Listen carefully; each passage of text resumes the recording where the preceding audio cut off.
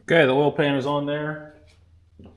Something that has been requested a lot and told to do it. I've heard other people tell me to do it before for other things. Is I'm going to put some diesel fuel along with some oil.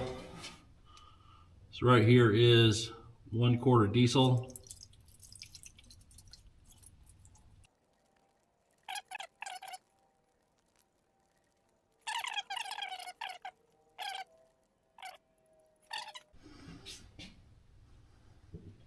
So I'm pouring this oil into this engine.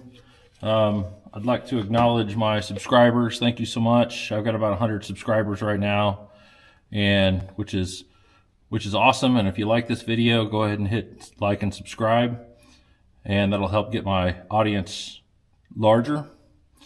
I have some big plans for this truck, and so I plan to be driving this thing on the highway hopefully this summer. So go ahead and hit like and subscribe. Alright, so right here I'm going to try to get some oil down each one of these push rod holes, get it to run down on top of the lifters. So each one of those are lubricated.